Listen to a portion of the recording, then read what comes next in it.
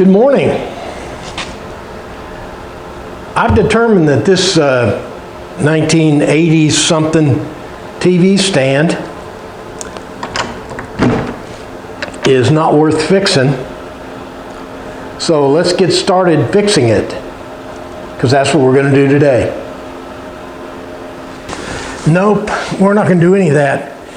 I don't want you to stay thinking we're going to execute that grand plan. What happened halfway through the project, I discovered that this wood is just too bad. It's all particle board. It's really can't be fixed. I did salvage some of the wood, and we make us a U-lube cutting board. That's a cutting board with a little dip in it, and salvage some parts. But the other guy that's going to be talking in about 10 seconds doesn't know all that, so don't tell him. Good morning and welcome to another Memphis Monday 408, our 8th year, our 44th week. Today we're going to do a RetoMod on an old 1980s TV stand. You know, they don't make these TV stands anymore because I don't think they make a TV small enough to even fit in them. But anyway, the term RetoMod, I think, was originated with car enthusiasts, where they take old antique cars, retain the styling, but upgrade to modern performance and safety features. But it's also been claimed by furniture remakers and anybody else who restores stuff, where you don't just restore it, but you change it. Well, this thing needs a lot of changes that you're going to see. So let's knock off the chit-chat and get to changing. You remember back in the day we had these TV stands. This is actually a pretty fancy one. It's got these telescoping doors here. But remember, we had you put your 27-inch TV in there, and then you close it down. It's open in the back, and all your wires, and you got room for VCRs and all that stuff. Now, some time ago, years ago, actually, I put these stopped use. This thing's been obsolete for 20 years. Some years ago, 15, 20 years ago, I put these shelves in here just to make it a utilitarian. We got tired of looking at it in the house, and we were going to throw it away, so I claimed it, and we're going to restore it. These shelves come out here. Let's take a look at some of the features. One main thing about this thing is it's very, very heavy. I mean, it is just monstrously heavy. I'd like to be able to fix that. And as I said in the intro to the intro, determined it's not really worth fixing, which means we're going to fix it anyway. It doesn't really contain any real wood. This is pressed wood. That's some that composite material. It's very, very heavy, and it works good in a factory because it's straight and flat and easy to work with. And it's got a real thin veneer, which I've sanded off here. And here's where I determined that it was that pressed wood. I sanded it. It'd be very unlikely that this would be a whole solid piece of wood. That means they would have to, this would be jointed in several sections, and that would make this thing very, very expensive. And it's got this cheap, backing material here. Been stapled about 100,000 times. We'll replace that. I don't really have a plan yet, but we're definitely going to replace that. Then at the bottom, it's got this drawer here. You know, put all your VHS tapes in and all that. And it has this platform, this real heavy platform right here that you put the TV on. And then I think your VCR would go under here. And this is a piano hinge, and then with this little flap here, and then the rest of the door was hinged to that, so you had this double action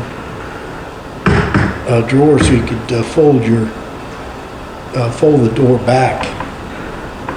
So that's actually a pretty nice feature. Might retain that piano hinge. In any case, I'm going to tear this whole thing down to parade rest and see what I got, and try to come up with a plan to RetoMod this thing into something useful. Now, since this thing didn't have a solid back, they had to put these cross braces in here, and they set them in a slot all along the edge. You got two here, and then there's two more down here at the bottom. Because of what this thing was, the back just consisted of this, basically it's paper stuff. That really didn't provide any reinforcements. It's just flimsy, really paper. And then down here at the bottom, had this piece of paper. Now, on our version, this will have one large continuous piece of 1/4-inch plywood, and so we won't need these cross braces. So I'm going to take those out and keep taking it apart. Success or failure on this thing really depends on whether or not I can take this particle board, sand it, take the finish off of it, make it look decent. So what I'm going to do is take this brace out, and then I can unscrew the top from this cross brace here, and we'll be able to have her away with that that top right there. Now, these come out pretty easy, I think.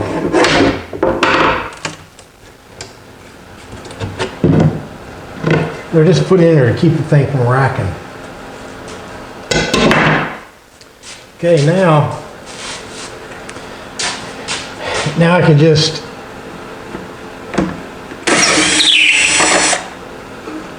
unscrew the top, and we can see what kind of wood we got.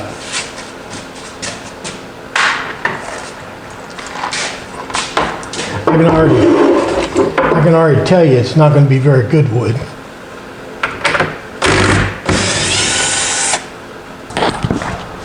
I can see it looks like real wood right there, and that is, but it's just a veneer that's been placed on that composite board. So let me take this trim off and see if we can run it through the sander. And what I'm doing here is I'm running it through the backside here first. See if it's going to work.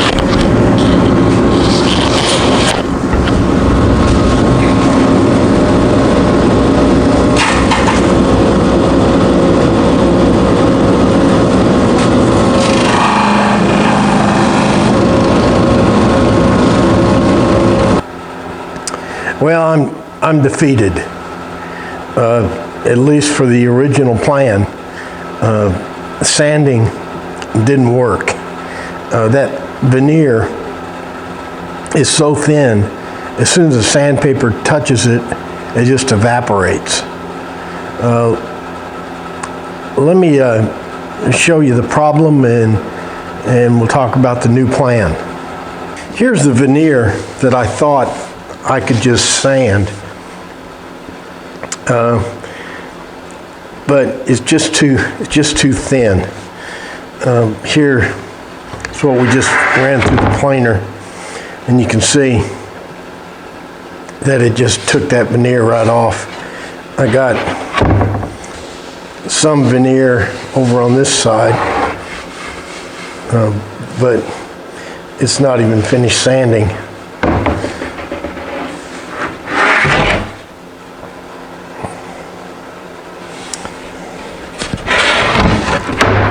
Looks like the veneer is a little thicker on this side, but even this side got through the particle board.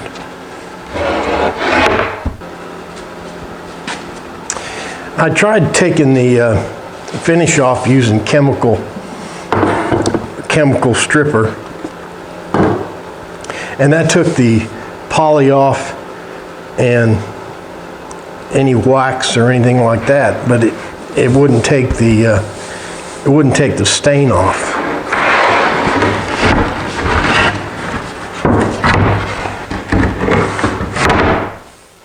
It looks really bad. I kind of assumed these doors were solid wood, but they're not. You can see the veneer laid in here. This is all composite wood here. So unless I come up with a better idea, this is going to turn into a salvage project, and let me process this for salvage, and we'll see how much we get out of it. And one thing you don't want to overlook on these salvage things is the hardware. These piano hinges are always valuable to have, and they're pretty proud of them down at the store too.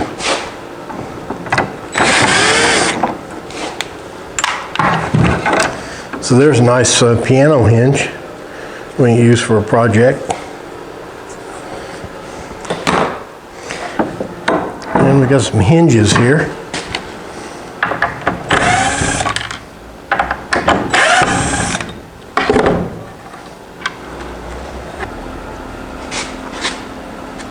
I cut one of these doors in half just to confirm that this center panel here is that pressed board, and the veneer is so thin, I'm sure you can't see it on the, I can see it with the naked eye, but it's just maybe a 64th of an inch thick. It may not even be veneer, it may be some kind of a printed surface or something, but it's definitely worthless. It was worse than I thought. It's all the wood I got out of it. I got these panels, this pressed wood, and a couple other panels here. I'll be able to use this stuff for shelving material or some sort of utilitarian task. I also got quite a bit of hardware. These piano hinges are nice. Some other door hinges. Some latches and screws and stuff. I thought I'd get more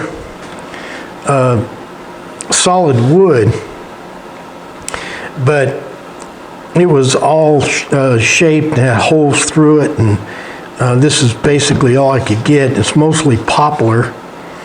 And I do have some oak here at the ends, and I'm going to turn this into a Ulu cutting board. That's one of those cutting boards that's got a indention. I'll show you how we do that. Let me go ahead and flatten this out, and I'll show you how to make that Ulu cutting board. I just thought of something. This is pretty funny too. We just turned a TV stand into a Ulu cutting board. Anyway, this is how you make these things. You make a regular cutting board. This is the side view looking at the side of it, and we're just going to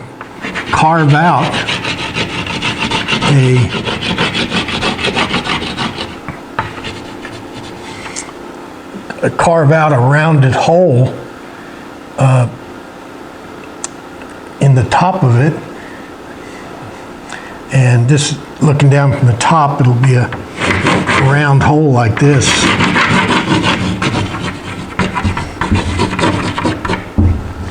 Those Ulu cutting knives, I don't know if, we're not going to make one today, but they kind of look like this. And they're rounded at the end.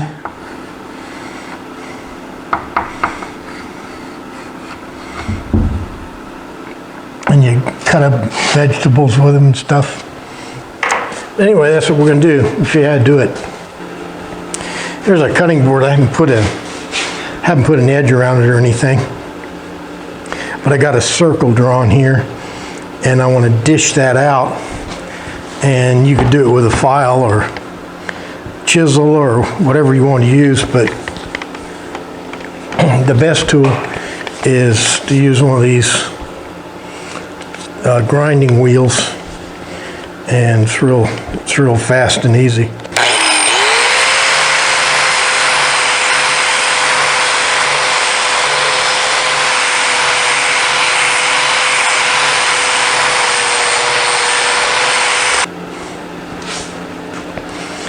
Then just follow it up with various sanders until you get it just the way you want it.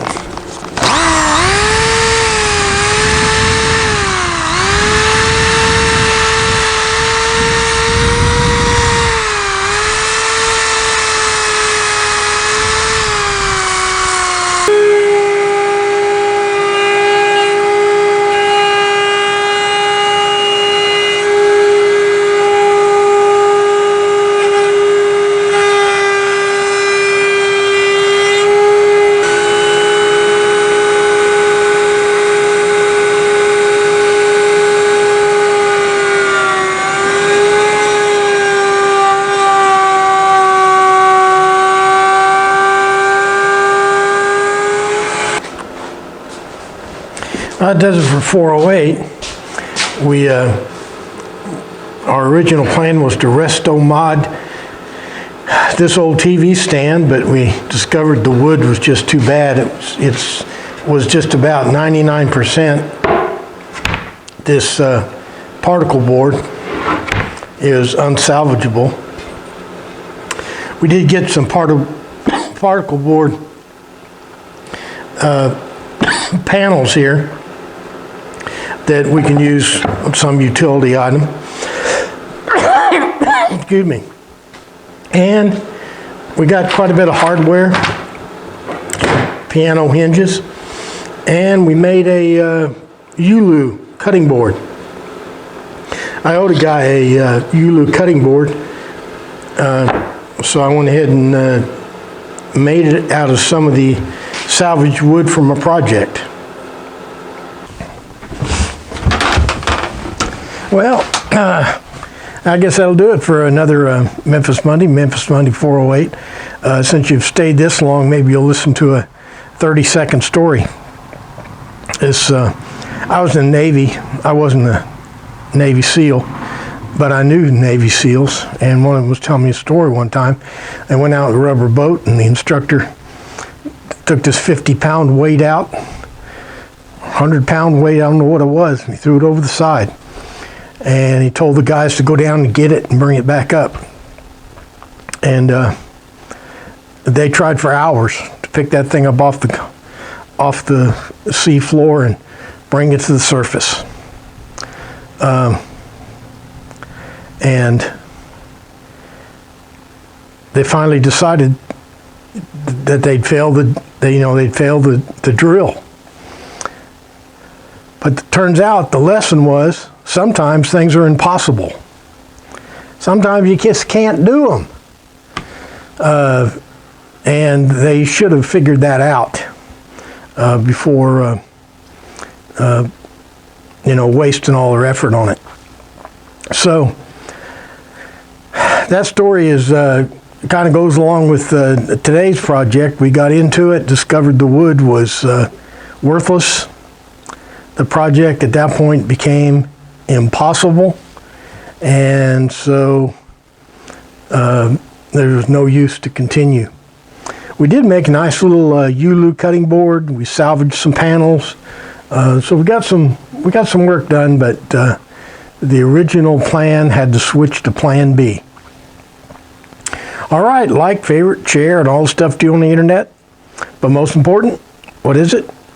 Make sure you're back here next week for another exciting Memphis Monday. Thanks for playing along.